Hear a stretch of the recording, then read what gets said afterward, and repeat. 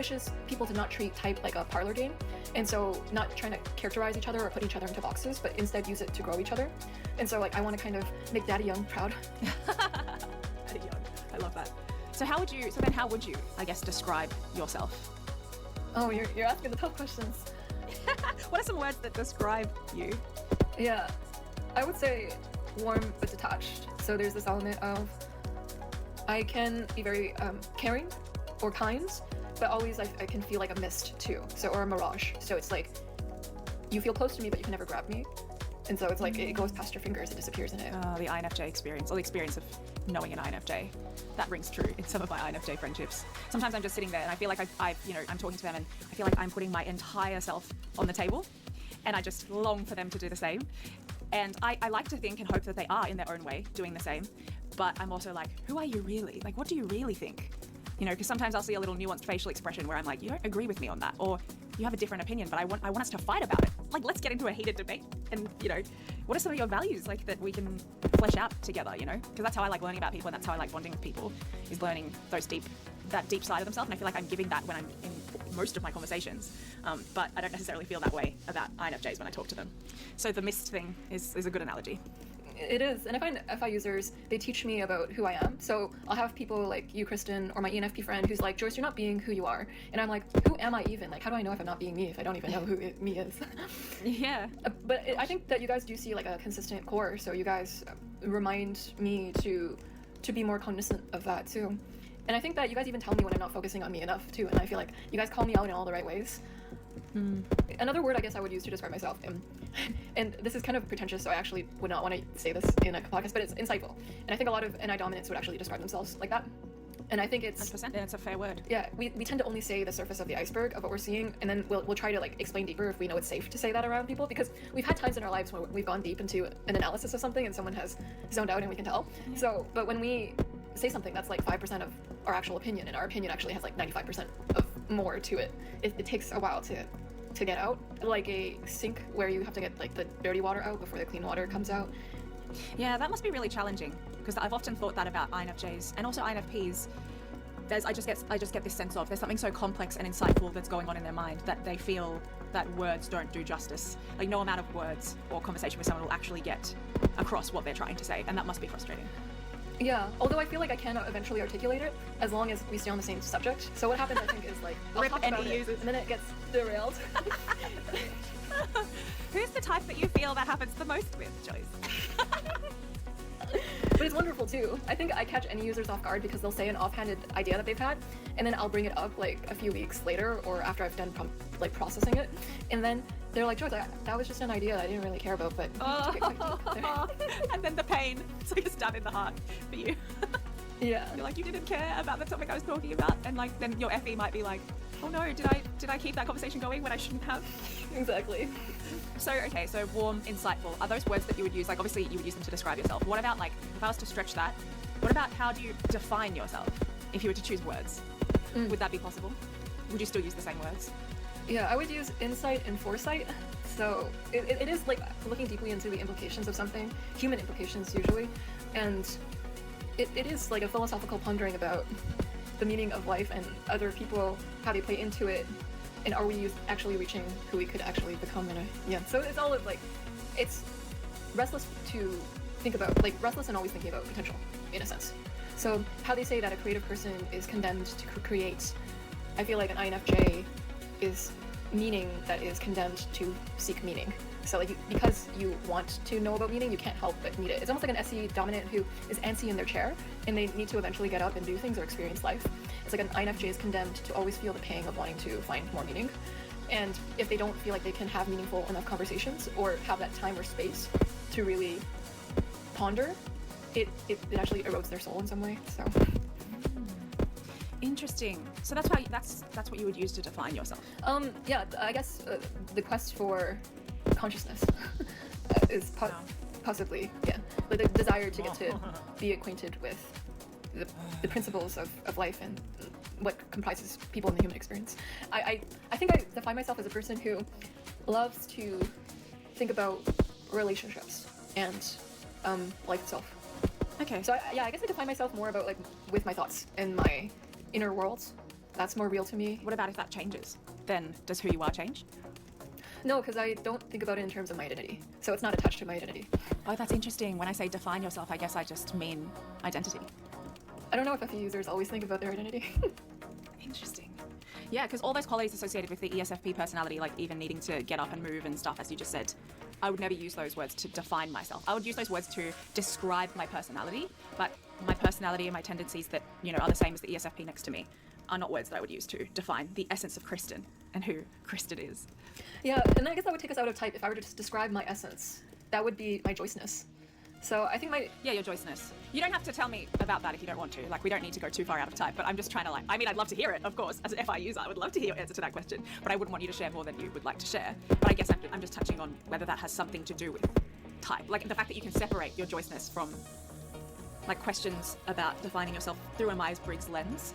Yeah, it's interesting. I don't know what I'm trying to say. Yeah, because I think my Joyceness, what makes me an individual is that I actually think that I care more about the darker side of the life in terms of examining it and being acquainted with it, because I've had to at a young age. Okay. I had sensing parents who were like, I have no hope for your child. And Wow. so I've always had to because I'm not a very practical person, and you can kind of know that. And so I've always had to deal with how do you believe in yourself when you've had no one to believe in you? And other things, I've had to reconcile my journey with CPTSD and all of that stuff. And so type is also a part of that healing process of how do I figure out how to make sense of reality in a way where I can fully integrate myself, because I think there are parts of me that are still grieving the lack of acceptance. I think Joyce is a person who is obsessed with understanding the darkness of the human condition to find closure within certain parts of my own experience too. It's a word I really like is containment, and they say that when you haven't had early attachment figures who mirror back your experiences and your strengths back to you, you actually don't know who you are. Regardless of if you're an FI user or an FE user, there's a condition called alexithymia, and this is basically if people have neglected you in some way, you actually have difficulty accessing how you feel, who you are, and defining that. And there's a principle of physics I really love, and it's nothing operates in isolation, and so we actually cannot understand ourselves in isolation. Yeah, that makes sense. And so, yeah, a lot of this is a healing journey. I like that because it's kind of saying as well that it's kind of like your suffering or your hard life experiences that shape who you actually are. They do, yeah. It is where crisis is that the personality we have, the growth is amplified. Yeah. So hitting rock bottom, it either paralyzes people or it's the biggest catalyst in your life for some huge 100%. Paradigm shift. 100%. And there's so many different, I would say I had crises in my life, and for a few years I was kind of stagnant and suppressed what was really going on. But then once I faced it and confronted it, that's when the biggest growth of my life happened, and actually set me on the trajectory to becoming a person I was actually proud to be. I'm doing it. I'm doing the FI. I'm doing the turning it around and talking about my life story. But it's relevant. And so I definitely deeply resonate with that. And I think it's great that you brought that up, because I couldn't separate my hard struggles from basically anything that I use to define myself these days. I don't know, I'd have to actually think about that statement before I could say it so solidly. Yeah, I really do think it filters everything you go through. It might not define you, but it is something that forever changes you. It's the experience of being in the abyss. So the dark experiences that we go through, the traumas, you can almost see them like the sun. If you look directly at it, it'll blind you. But if you look around in your world, it colors everything you see. Yeah. So these formative events, they change your philosophies. Because they teach you something about yourself. And everything is either a blessing or a lesson. And so in a way, you find there's something out of it that you're so certain. Yeah. And I feel like when we don't face those, they actually distort our reality. I think when you actually face the hardship and maybe some of the traumas you've been through and work through them, that's when the color can really start to seep through, and your ability to experience profound human emotions. It's like the world that was grayscale becomes color. But when you're suppressing, I think it can just distort, not necessarily color, how you're seeing things. Yeah, absolutely. So Yeah. I love how we went into the FI days right here. Of course. Yeah, so interesting. And we haven't even touched on any of the questions yet from the Instagram people. Yeah, because the things that I would say would define myself, even just my love of type and relationships and people, I would not have those interests if I hadn't gone through what I had. So anyway, it's a huge question, identity. But I just wanted to throw that out there. And you have you seem to have a really great understanding of your identity and who you are. You knew how to answer those questions. You've thought about this. I had an ENFP friend for 10 years of my life. I have had an FI user browbeat me with knowing who I am. Amazing. I think the thing is I've had to learn it the hard way. my ENFP friend, when I would hang around people who would make me less of myself, she'd be like, it's poison, Joyce. And so I'm like, okay, and I really have to be aware of this. She's taking this real seriously. Yeah. So it's almost like an FI hack. It's like, because I know someone else cares about my identity, I'm able to care about it because I care about them. So out of their care, now I feel incentive to know myself, so they will be happy. Amazing. The joy of an FI friendship. And any FJs who might be listening, use this as fodder to contemplate this question for yourself. Who are you? What is your identity? How do you define yourself? That's your homework. All right, Joyce, we are going to jump into some of these questions from my Instagram followers. And you told me before we turned on the camera that you have actually become very good at being succinct in your answers. I think you likened yourself to an ISTP in that sense. So let's put that to the test. Well, let's do it, yeah. I'm even being silent, like just like an ISTP, waiting for waiting for the first question. Okay, so first question. How does an INFJ experience their NI in contrast with an INTJ? And another question I got was, how did you know you're an INFJ, not an INTJ? Different questions, and I think we'd probably need to talk about the difference between FI and FE. But let's see if we can make a distinction between how an INFJ experiences their NI versus an INTJ. Yeah, it would be what it's linked to. It would be, for an INTJ, they have TE and FI, so their NI is experienced in a way where they're able to look at the sustainability of systems, but impersonal systems, and maneuver around those. And an INTJ is also going to have that introverted feeling of knowing who they are, having that sense of identity, and almost sometimes mulling over in extensive thought how things will impact their sense of identity and character. And so you'll have an INTJ, let's say they're a life coach. If they wear glasses, they're going to wonder, how is that going to impact how my identity comes across to other people? So it's not necessarily focusing on how other people feel, like an INFJ would, but it's like focusing on how do I feel about the kind of person I am, is going to be an INTJ. An INTJ is also going to refer more to facts and figures, so give you more statistics, like, oh, this is like 10% of that, or like focus more on externally verifiable things, like science says this, or other TE fact points. Whereas with an INFJ using NI is going to be more from their own personal reasoning, usually. It's like giving you their extensive thoughts that they've personally thought through. But an INTJ is going to do that too, because they're introspecting. But an INTJ's inner world is that actually heavily emotional and passionate about certain things related to identity and things important to them.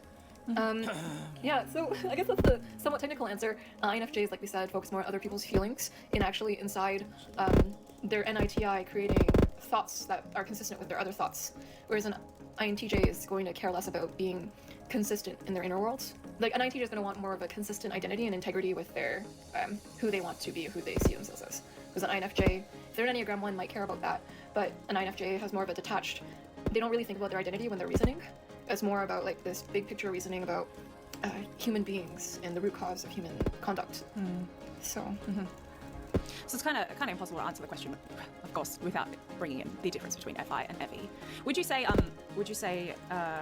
like if we were to make a really baseline distinction between FI and FE, you brought up in your answer just then that the INTJ really focuses on things to do with personal identity, and they can't detach that from how they operate in the world. And for an INFJ, they will inevitably consider others. Is that, I guess, the main distinction you would make between FI and FE at the end of the day? Well, that's one of them. FE is more of trying to do something externally to make things land on people. This is what happens when I try to think on the spot. I know that there's more nuance, but I think right now I don't have the words to articulate it. You're doing great. Fair enough. It's probably hard to. You've done so much study of type and so much analysing of people to be able to answer something off the cuff that is as complex as that would be hard. I think I would also struggle to answer that on the spot. I appreciate the empathies. No worries. Okay. Next question. Can you give us an example of using your introverted intuition in an everyday situation? When it comes to using my introverted intuition on a day-to-day basis, I think it's you look at a thing, but instead of looking at the thing, you're thinking about the meaning and implications behind it. So like, let's say I look at a leaf that fell from a tree. Instead of seeing the surface characteristics, I immediately, like let's say someone could look at a leaf and they're like, oh, it's orange or it's crunchy or it's other things. Like I would look at the leaf and it would instantly possibly bring a thought or an impression in my mind about something that I've been contemplating already, but going a little deeper into it. You can't help but try to see if something is linked to this other life behind it. Like, what is the reason behind? I wonder how people are similar to nature, in that all living things live and die, just like we will live and die. And so I wonder, how can we be more present in the way that we live? So instead of being present as a natural default state, I get there in a roundabout way of maybe philosophizing about the importance of presence and how it, like, nature really shows us, like, oh, we really do have this one kind of life. and there's so much life going on around us that if we pay attention to it, it'll tell us something about the way that we should be living. So yeah, that must be overwhelming when you're like walking down the street and you're experiencing several hundred different sensory pieces of stimuli, and each of them would be triggering some kind of deeper thought. Or is it more the case that you'll be walking and then you'll see a leaf and you'll go on this sort of inner monologue and then you tune out to everything else and you kind of just exist in your introspective world as you continue to... There is a tuning out. A tuning out. Yeah. Interesting. And then so you probably wouldn't notice much sensory stuff after that when you're thinking about something else, except if someone like punched you in the face. Yeah. Unless I purposefully try to include it. Amazing. I'm like, oh, I'm going to be visiting Kristen, so I don't want her to see me as absent-minded, so I'm going to look around. Look around, but not really taking in anything. Or not really seeing anything. Fascinating. Gosh. Yeah, key difference between us for those listening. Obviously, as an INFJ, Joyce uses SE as her fourth function, but it's my first, and I'm the opposite. It's very hard for me to ignore the external world and go into some kind of inner monologue. I can even lose my train of thought very easily if I'm walking with someone, but I'm in a buzzing environment. I just want to stop talking and just kind of fully pay attention to what's going on around me, and it won't necessarily trigger any deeper thoughts. So I think an illustration of what we're talking about is my ENFP friend once told me, everything's not as deep as, not everyone is as deep as you think that they are. So I think the thing with being an NI dominant is you actually go through the world thinking that other people have this rich inner life because you have this rich inner life, and then you're jarred when other people tell you that doesn't exist, or if you come to the reality that sometimes it is just simple. Yeah, that's an important life lesson for INFJs. How long did it take you to learn that? Did it take your ENFP friend pointing that out? Yeah, and I think... And did you believe it? It's kind of a disheartening reality to believe in a sense, but I do believe it. I have to remind myself of it every day. So I actually forget about that assumption. I forget about that assumption. Because I think there's a part of the SE in my stack where what you experience in front of you right now is a blank slate, and you just experience it with no expectation. And so in a sense, I always default back to, oh, I'm interacting with something else that has a rich inner life, until thrown out of that assumption. So that's the way in which I don't learn my lesson. Yeah, I was the opposite growing up. I didn't know people had rich inner lives and were taking things so seriously as they were. And I misunderstood a lot of people as a result. All right, let's move on to the next question. Were you ever confused whether you were an INFP? If so, how did you realize you were an INFJ? Yeah.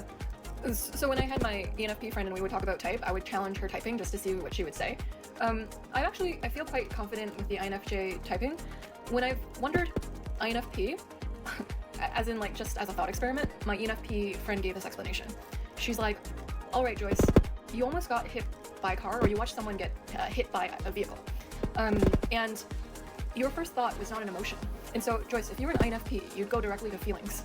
So, because it would be your own feeling about the, noticing someone getting hit by a bus, which of course I do have too, right? But the INFP will be more probably, you'll see more of the FI being shown. And whereas for you, Joyce, you actually go deep into what does this mean? That is your first response of something. Wow. So I don't take things to FI right away. I actually take things more in a contemplative, calm state. Yeah. And I'm always in a Zen, contemplative, calm state. So that would be my argument against INFP. And I think it's also how intentional I am.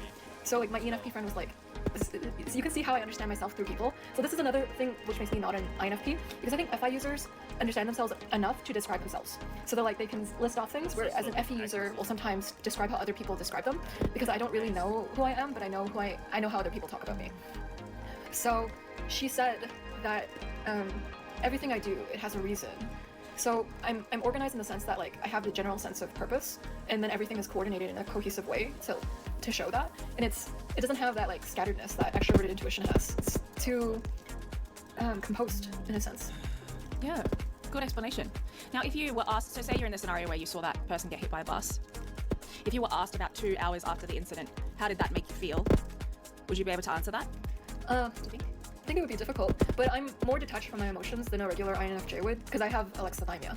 So I don't know how I'm feeling usually about most things, but I think that's strange for an INFJ. It's more of a little bit of a trauma response too. Oh, interesting. Okay. All right. So you think a lot of other INFJs would be able to answer that? There's some INFJs who wouldn't be able to tell you how they feel, and there's some who would. I think it would be a split vote. Case by case, yeah. Whereas for INTPs, TI users would have the hardest absolute time knowing how they feel. TI users, yeah, for sure. In my experience, that's true. Is it insolent if I tell what people, I think what this person's trying to say is it insolence if I tell people what their Myers-Briggs type is, even if they get bothered by it? How do I deal with that? So this is a question about how we should be employing Myers-Briggs in our general conversations, typing people in the wild? Should we be doing it? Should we be telling people about it, even if they don't want to? And how do they deal with that? Yeah, I work for the Association of Psychological Types, so I'm only allowed to answer this in one way, which is it's not ethical to type other people. You can help them on their type journey, and you can give them options. Like, oh, if they ask you, like, I can see you as this. But like being very adamant about a person's type to them, it turns people off of type. So you're not a good marketer, even though you might be right. Yeah. So you kind of need people to arrive at it themselves for them to believe in it. It's just like how they say the best leaders make you think that the choice was yours. So yeah. In a sense, you can provide people evidence, or you can direct conversation. You can employ the Socratic method to get people to see their own type more clearly, if you had like a direction you knew that it was at.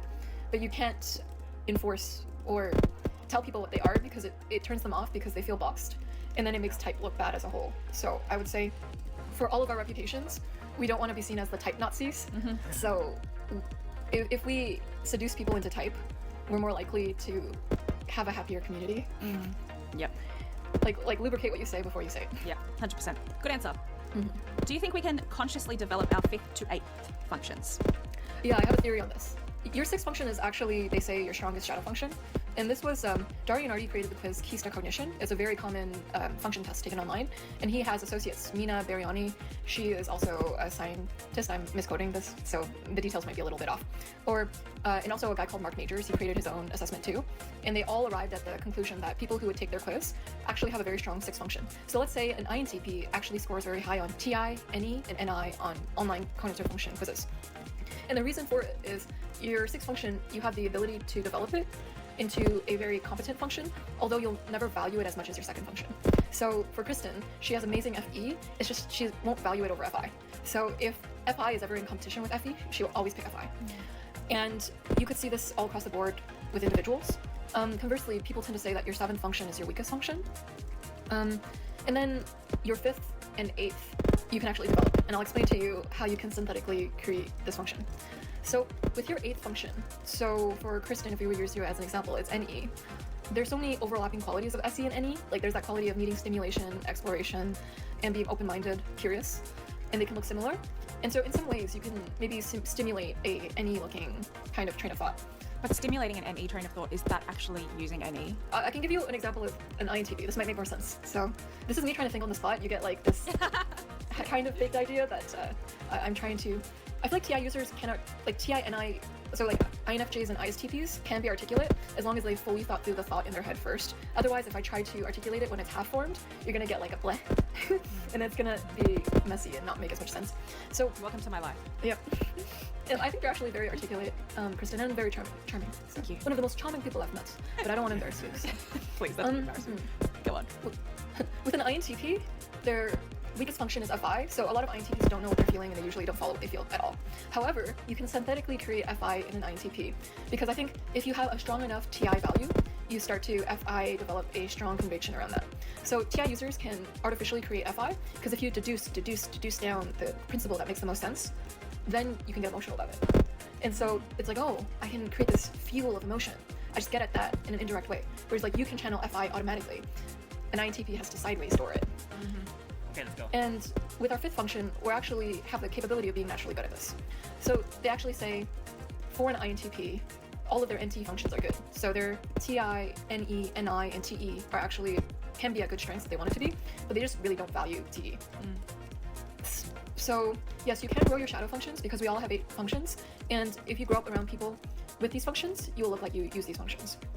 Like I think I'm an INFJ who can seem like a little bit more FITE-ish because I'm Chinese, and cultural influence really changes things because I grew up only around FI users, and so you kind of have to learn to act a little bit more like them because I'm a natural chameleon, and also as human beings we're impressionable. And so yeah, I think you can grow you can grow all 8 of your functions. It just depends on environmental factors. Because they actually say that personality is half nature, half nurture. So you can just use the nurture to your advantage in a certain sort of way. But this is all easier said than done. Yeah, like I hear you. Would you say though that like, you used the word synthetically a few times there. Would you say that like, yeah, we can get better at those 5th to 8th functions, but it's more just behaviors? Like you can't, like maybe you could say you can't actually develop them to the point where you're using them naturally over your four functions, of your main four functions. Of course, you're always going to be preferring your normal four functions, but you can just sort of like, as you said, synthetically use the behavior, or show certain behaviors. But then that's just, as you said, nurture. It's not actually using the functions in terms of like your brain doesn't prefer those. Like you can't have those overtake your original functions. Yeah, I 100% agree. Yeah, interesting. And if people wanted to like kind of think more or learn more about that, where would you direct them? Yeah, there's John Beebe's 8-function model. There's also a lot of different computing models. I take a little bit of socionics, John Beebe, and Dario Nardi actually talks about the 8-function model too. So there's multiple sources. I actually think all of the information on the 8-function model is scattered. So all of the sources, there's no unifying source, and there's actually no resource on the 8-function model that has comprehensive information that I know of. Fair enough. So it's all word of mouth. Yeah. Just do your own research, guys. Go into all the different... I've done this myself. I've looked at a whole bunch of different sources and kind of reached my own conclusions. Prudently, of course. Do very easy tasks stress you? And I assume this person, because like each type would find different tasks easy and hard. So for you, your easy tasks for you wouldn't be the same as easy tasks for me. So your easy task probably wouldn't stress you. But what this person probably means is like the day-to-day, sensory, mundane, maybe more practical tasks. Yes, absolutely. And that's all the answer that's required. Okay, what's something you dislike admitting to be wrong about? Oh, that means like I don't want to say it on camera. Yeah. Fair enough. Totally fair. That's a hard one to answer as well. I don't know if I'd be able to answer that one on the spot. I never like answering this question, but I thought I would ask it to you. Feel free not to answer if you don't want to. Which types do you tend to best get along with? I tend to best get along with people who force themselves on me. So I would actually say ENFPs and ENTPs. Actually, what I admire about ENFPs is that when their FI likes someone, they'll actually follow their FI. Like there's two kinds of people, the people who go for what they do want and the people who avoid what they don't want. I like how ENFPs are actually able to know what they want. And so like it was my ENFP friend forcing me to be her best friend.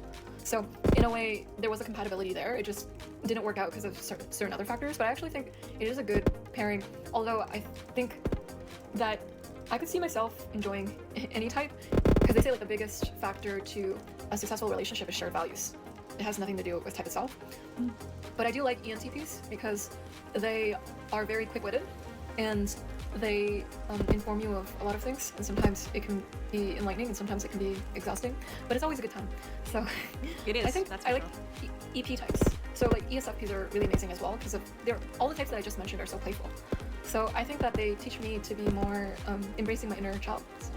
What don't you understand about ESFPs, if anything? I don't understand how to get them to see you as a real inner circle friend. Because I know that they're very likable, and I know that they can make people feel like they're their best friend, or like that they're really good. They had a really special moment with them, but then the moment's a moment and then they're done. So like I wonder how you could have like a continued, sustained, deep relationship with an ESFP. Well, just to quickly answer that, because I know the answer from my own experience, I would say it has nothing to do with personality type and just to do with, as you said, like shared values. And it wouldn't be the same for each ESFP. It just would depend on their values.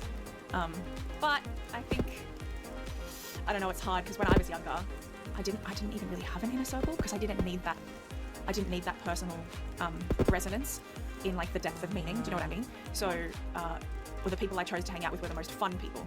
But now that I am where I am in life, I do have an inner circle, a very, very deep inner trusted circle of people who know my heart. And they know my heart, they know my core values, and they've accepted those about me, and they're always willing to like listen and be there for me if I need them, which is a very FI thing to say. But then they also let me be that for them, and they share that with me as well. So, but I wouldn't say that, like maybe I could say that about all these ESFPs, because I guess what I've just said is very like, when you're younger it's that SE, and then when you grow up it's more like those introverted functions. But yeah, the FI, I sometimes find myself really relating to NFPs, being like, yeah, I just yearn to be understood and heard out. You know, I just yearn for someone to listen to me, kind of thing. Does that ring true in your ESFP experience? Absolutely, yeah. Yep. Yeah, I found that like ESFPs can also deeply enjoy people who give them like a mind boner, because it's like activating the fourth function. They're like, wow, this is a really deep conversation. I didn't know I could enjoy it to this extent. Yeah, and when the ESFP has decided that they actually need to listen, or like it's in their best interest to contemplate something or find the meaning or the answer to something, and then you've got some NI user just giving you insights. It's like, I just want to listen to you forever, you know? Like my husband's an ENTJ, my best friend's an ENTJ, and I always call my best friends to offer me insights because like help me to understand this thing that I don't understand. And that's such a valued friendship for me. And I bet it also helps you understand your husband too, because whenever you have a question about him, it's like, I'm going to ask someone who's similar to him because he baffles me. Yeah. Yeah, he does baffle me in some sense. But yeah, that does really happen, and I see similarities between them, obviously. Sorry guys, couldn't resist answering that question there. All right, next question. What are some INFJ stereotypes that you relate to, and are there some that you've never personally experienced? I can relate to the desire to want to understand people, potential, being the friend who is able to help you uncover the deeper parts of your problem, like the unpaid therapist stereotype. I can relate to the stereotypes of INFJ that I think I mentioned quite a few throughout this interview. I don't know if it made anyone cringe hardcore. So you can kind of understand which are the ones that I relate to. What I don't relate to, Let's go. I think it's the INFJ door slam. How I've made sense of it to make it relate to me is that INFJs will try to see things from your perspective up until the point that they'll door slam you. So it's like I actually will extend the period of time and then cut you out if you're truly that toxic. But I don't think it gives grace to how much leeway, or how much we do try to understand the other perspective. Because what it seems like is like the INFJ will just door slam you at any small thing. Which I hope I'm not like. But I guess I can also see it. Because like it does make sense where the INFJ will like FE placate you until they get fed up with you and they won't tell you until they door slam you. Which, yeah, I guess I could see. That's good nuance. I appreciate that. I've never, the INFJ's door slam I've never experienced it in my life. I've never fully understood why that's a stereotype, to be honest. Doesn't stop me from playing on it in my videos though. It is a funny trope, yeah. Feel free to play on it as much as possible. Thank you. Because the types, ironically, that I've had door slam me without telling me were like INFPs and ISFPs. So I'm like, maybe it's a feeler thing? I don't know. Yeah, I'm not gonna lie, I have thought that myself about INFPs. But even so, I feel like there's always room for getting back into their trust. Like I do feel that way. Yeah. They'll door slam you and then peek like, hey. Yeah. Exactly, that's so true. There's potential for all types to get back into their good books. You know, so for human beings in general, you can always get trust back. It's hard work, you can. Just on that unpaid therapist thing, do you personally like being the unpaid therapist, or are you a little bit like, do you feel used when some people use those, like come to you and use those gifts of yours to just like rant or vent to you? Depends, yeah. I don't want to feel exploited. It does in some way make me feel needed and valued or useful for something, but I also want a reciprocal relationship. So it is a desire for like, I wish the other person would be curious about me. And I think I'm very masterful of turning the conversation on the other person. So it's kind of my fault because we teach people how to treat us. And so if I'm always making it about the other person, then what do I expect? The other person's going to want that therapy. I also enjoy it too though, because I told you about how one of my life missions is to understand like CPTSD. So I'm like, I get to understand what hurts other people, and it helps me get a larger framework for all of this. So I'm like, fascinating. Yeah, lovely. I love when people use me as an unpaid therapist. I'm like, they trust me, they think I'm deep enough. Yeah, I feel really trust too. It's a very loving thing for them to share with you. But there are some people who will do it because they want to take advantage and they don't feel that closeness. But I like it when there is that closeness there. It's like, oh, this is a special moment. Like I feel honored that you're telling me about this because I know you don't tell everyone about this. Yeah. How do you deal with being overstimulated by sensory experiences? I think you just do, because there's no way to stop the barrage. You just have to. I actually have earbuds. They don't cancel noise, but they diminish it if you're sensitive to noise, if you're a highly sensitive person. I can relate to aspects of being a highly sensitive person, which is an INFJ stereotype, and also not to others. Yeah, you're just gonna be overstimulated. You might as well enjoy it. You might as well have the kind of overstimulation that you want. I love that. Accept that the world is sensory, everyone, and enjoy it while you can. Except that the world is sensory. That's such an ESFP meme thing to say. Everyone's world is different. Your world is probably mostly... I just imagine the way that the INFJs/INTJs see the world is like, for me it's just like, there's a tree, it's green. And then for you guys it's just like this overlay, this tapestry on top of the tree of like what the tree means, and the colours are shifted and the shape is distorted. Exactly. That's how I imagine your lens. Yeah. And to bring things back to a previous question, we were talking about INFJs being a mist. And so I think that's the way I prevent overstimulation. In some way I just remain the mist so that I'm not overly engaged and that I can be the observer. Be the mist, guys. Self-care. Okay, can an INFJ become like an ESTP?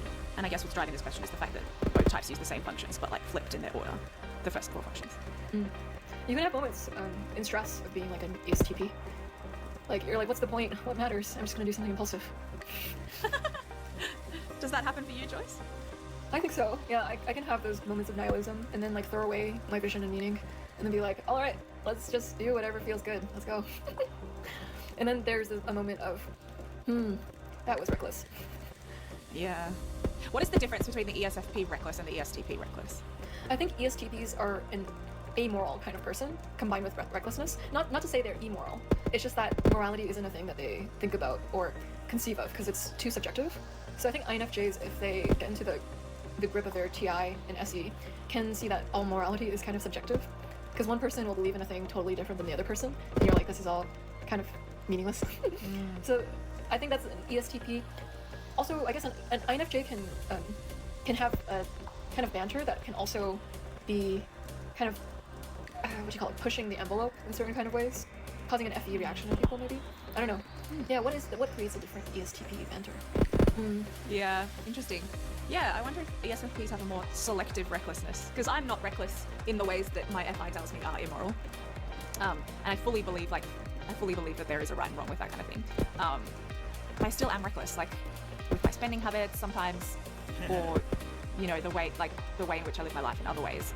People could definitely still call me reckless. And I wonder if like an ESTP has a more consistent recklessness. I don't even know what that would look like. Yeah, I think ESTPs have a calculative reckless. So they test things to see if there's opportunity there for them. Yeah. Oh, it's like, can I do this tactical move to give me a tactical advantage? Right. Okay, I find a lot of INFJs have a little bit of a martyr complex. Why do you think this is? It's because we believe we know what's best for people. And so you're going to try to act in a way where, okay, I know what's best for them. If I don't do it, then I'm purposefully doing the thing that won't help them. Does that mean I'm responsible? So there's a guilt that's associated with it because you already know the best path forward. You're choosing not to do it. I'm being selfish. And so it can be that driving it. Makes sense. What types are you the most attracted to romantically and why? And platonically and why? EPs, hands down. EPs? Yeah. I think that they're insanely charming, like as friends, as lovers.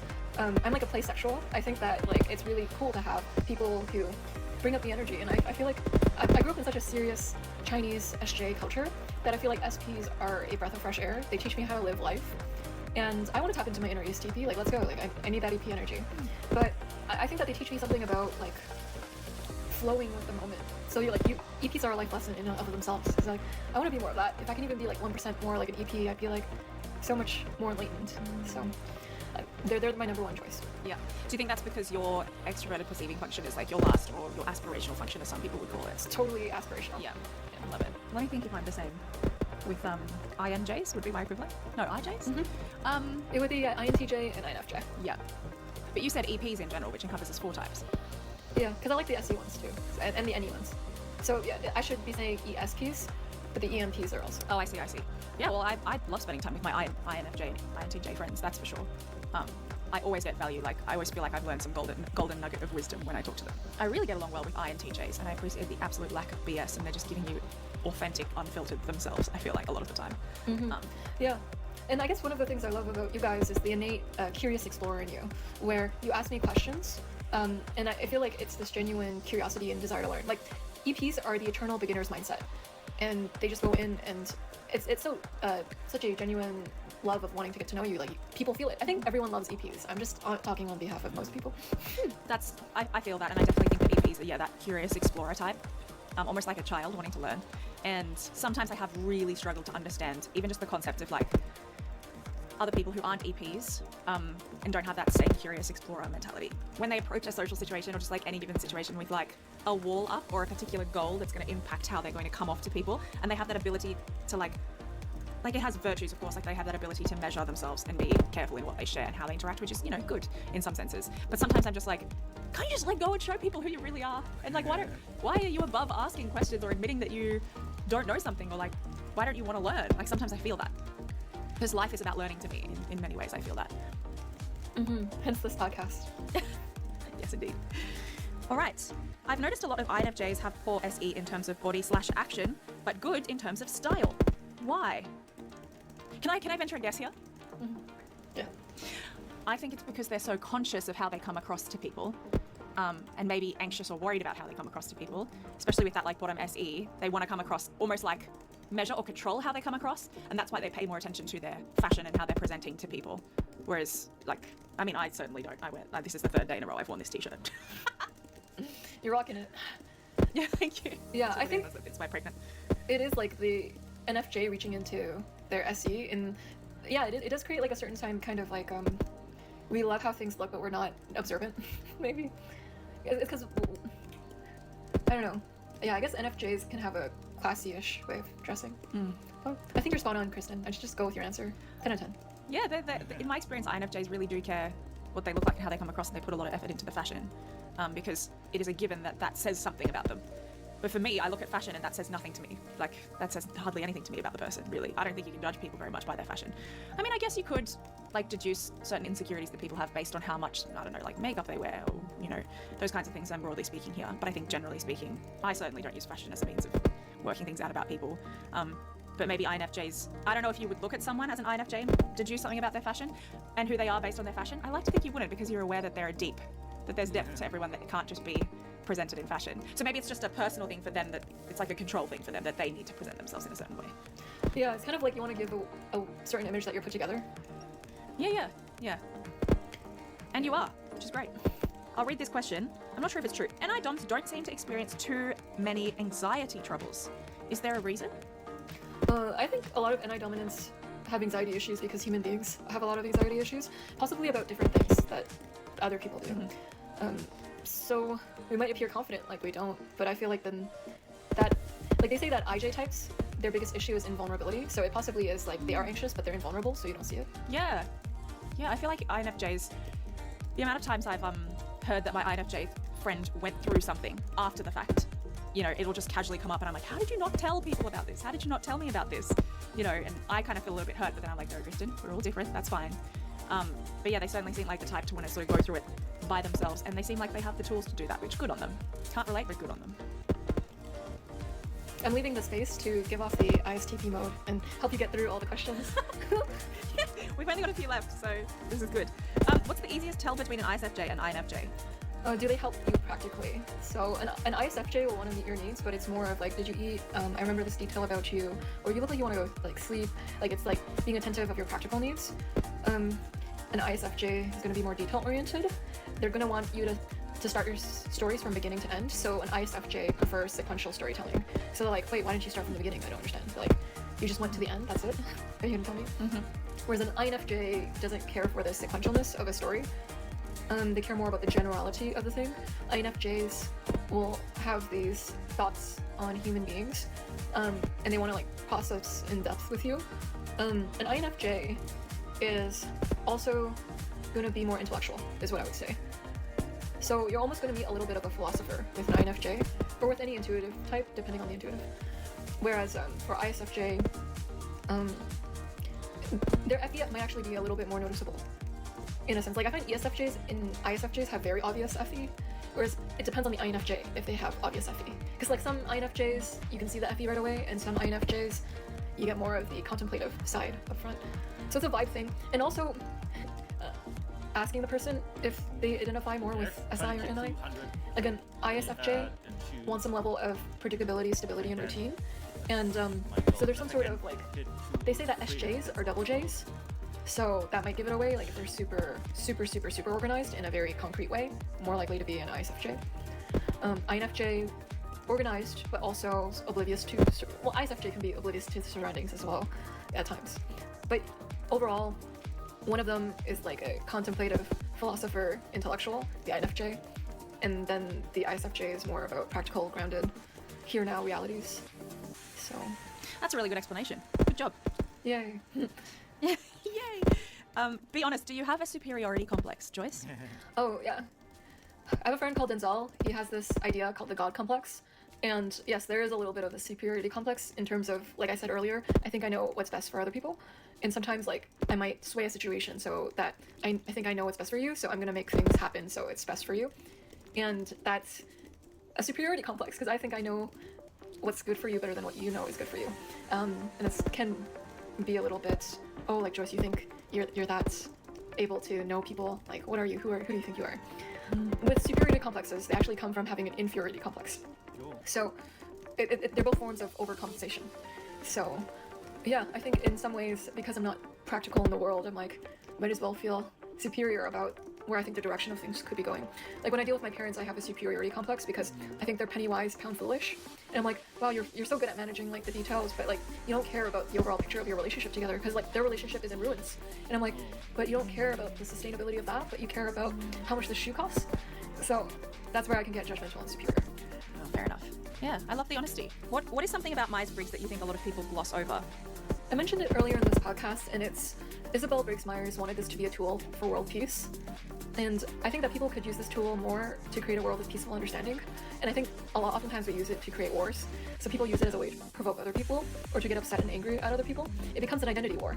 And I hope that we're able to use this in a way where we're able to benefit each other, so that people looking on the outside are like, isn't it so great to know the Myers-Briggs? Those people look so happy after knowing about it. I want our lives to be a testament to how good this tool can be. So I think that's an unexplored territory of type. It's like using it for personal development.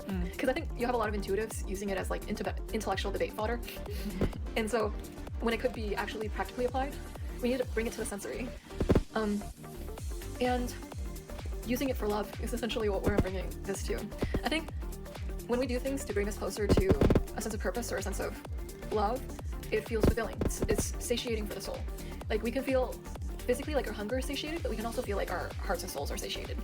And so I find that if we use this tool more to help us improve our relationships, create lives where we don't want to escape from it because we enjoy our lives more, I think that that's a wonderful use of the tool. Yeah, I agree. So that is all of the Instagram questions that we are going to have time for today. I thank you to everyone who submitted some questions. I now have just a couple of questions I wanted to ask Joyce from me. First of all, Joyce, before we turned on the microphones, we were talking about your book, which is very fascinating. Joyce was running me through a book that she is writing. I'm very excited about it, having just heard about it, but she's taken me through it, and I already was like, wow, you have found really succinct ways of explaining some like essential principles about Myers-Briggs. So that's still a little while from being released, but could you tell us a little bit about that, or what you're trying to achieve with that, or just how you're feeling about it? Yeah, so I created a theory of type, and the reason why I did this is I wanted to make it accessible to the average person. So I once had a friend tell me type is so elitist because it's so hard to understand for the new person, and I can actually understand where she's coming from. And so I was like, what if we created something in which it was simpler to understand, yet keeps the complexity of type? Certain people say you only understand something if you're able to reduce it down to its simplest parts and describe it to a fifth grader. So that's what I was trying to do essentially with this theory. And it's made of 6 lenses. So the first one is your why in decision making. The second one is the information you focus on and what you overlook.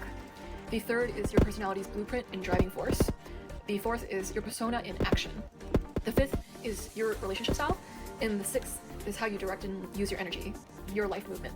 And so I think by making these catchy, associating cute icons with them, I'm trying to use that 16 personality strategy of creating these cute avatars and help people get into type. So this has the complexity of type, the cognitive functions, and the stuff that we love, but saying it in a way where anyone can use it. Amazing. So, yep, and I can say I've had a look at some of it that Joyce has shown me, and I think that you really have succeeded in taking some complex principles and distilling them down into words with higher explanatory value than we're used to in the community, I must say. So good job with that. Looking forward to reading it. And I'll just ask, what is one thing you've learned about yourself in writing this book? I learned that I thrive in collaboration. No surprise given my YouTube channel and how it's talking to many different people. But I find that it's hard for me to feel motivated if there's not another party involved. So although I created this theory, I'm actually writing a book with multiple people because I need that to feel the fuel to continue it. Because I don't want to be another INFJ who have these amazing ideas and it goes into the void. You never send it to anyone. No one knows about it. It dies with you. It goes into the void. Yeah. Mm-hmm. Yeah. But I think thanks for the feedback on the theory. It's my baby. So you're going to have a baby. You saw my baby. We're all that close for it. That's right. Yeah. Well, keep your eyes peeled for that one, guys. I also had a question about Enneagram. You've mentioned it a few times here, and I had a few questions submitted to me about Enneagram. And I mean, I haven't really got into it much myself. I don't have the time/attention span / I'm a little bit like Myers-Briggs works for me, so I'm happy to stop there. Do you think that people should get into it? And if so, what is your best pitch for why people should dive into that, like as well as Myers-Briggs, or do you think one is superior? Or? Yeah, as you know, my channel is mostly Myers-Briggs, so I do prefer a system, but I do think that the Enneagram is amazing, and I find that it's a tool where you can readily learn about your dark side. The Myers-Briggs too, but like the Myers-Briggs has the criticism of focusing too much on the positive side, and it's just about how people are currently talking about it. The Enneagram is purposefully negative because it was created by an INTP. So the creator of the Enneagram, there were quite a few. There were 2 main figures. The first one was an ENTP, and he brought the psycho-spiritual side. So the Enneagram is a very spiritual tool in learning about ways in which you can become this best, most actualized version of yourself. Then he handed it over to an INTP, and he made it super negative. He wrote character neurosis. And so I think the Enneagram shows you the things that make you cringe about yourself, like things that, you might not want to look at. And I think that there's value in that because the Enneagram is traditionally used a lot in therapy, and it's for the reason that it looks at your dark side. And so if Carl Jung and all those Jungians talk about shadow work, Enneagram is a way that you can do shadow work. And it's also a way in which you confront your deepest core fears, your defense mechanisms, and you learn about your instinctual drives. And so the Enneagram has the concept of head, heart, and guts. So you learn about your passion, which is the vice of your heart. And so you learn also the vice of your mind and the vice of your instincts. And so it's essentially, it keeps you in check. If you want cold water thrown at your face, then I recommend looking at the Enneagram, because it teaches you something about yourself where you're like, I should improve that about me. Or it's this place where you can do deep work on yourself. There are creators like Beatrice Chestnut that create things like the Inner Retreat, which is essentially you go deep into your soul, talking about your Enneagram type and also your deepest trauma ever. So it's a way to have FI work. So if you need to process something in your life, the Enneagram is a very good catharsis for that. That's my selling point. Fascinating. Sounds great. Thank you for sharing. Well, I think that's probably it for the questions that I'm happy to ask right now, just because of the timestamp. I froth talking to you, Joyce. I wish I could talk to you for another 3 hours. But I think we're going to wrap it up there. So my last question for you is, I guess, if you could choose one thing to tell the Myers-Briggs community about INFJs, what would it be? Whether it be something that's misunderstood or something you want people to know about INFJs in general. INFJs oftentimes feel one-sided in relationships, so a way that you can help an INFJ is to show curiosity in their inner world, or about their inner worlds. Because I think that INFJs, they love exploring the inner landscape of other people's minds, and also having someone explore their inner landscape of their mind is the most intimate thing you could do. So if you can pry into their mind's eye, their perspective, that means a lot to them, because they're used to hiding it, intuitive blending, so that they can fit in. But that's a side of themselves they could really benefit with having someone else just ignite that fire of curiosity in them. It's a really nice thing, and we're always looking for more hope in the world, and you can give an INFJ more hope in their life by inquiring about them. Yeah, 100%. You just got to look out for those little tactics where they try and turn it back on you and make you talk about yourself. Sneaky. If someone does that, if an INFJ does that, is that a sign that they don't appreciate me probing? Like, they kind of, because sometimes I'm like, does that mean they don't want to talk? Like, have I probed too far? It could be, it's a reflex. It's usually a reflex. Right, okay. Fair enough. Can't relate. But yeah, that is great advice, and that's advice that has absolutely run true in my INFJ relationships. And yeah, I did a video called How to Make INFJs Feel Loved, where INFJs submitted their response about how they feel most loved by their loved ones, and that was the answer. Like, ask about my inner world, like make me feel like it's a reciprocal relationship where you care about my deepest thoughts and feelings. So yeah. Those listening who have INFJ relationships, take that on board. Joyce, it's been an absolute pleasure. Is there anything that you'd like to maybe do a cheeky plug for? Are you still doing typing sessions? Yeah, so if you'd like to discover your type or need some guidance on your type journey, feel free to book a consultation. Also, feel free to watch Type Talks. Kristen is there, she's amazing, and I'd love to have you on future episodes, Kristen. I'm gonna drag you on. Always enjoy Type Talks. I always learn something about myself.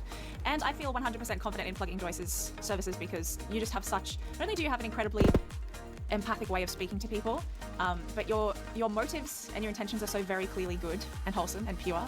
And I literally have never felt judged.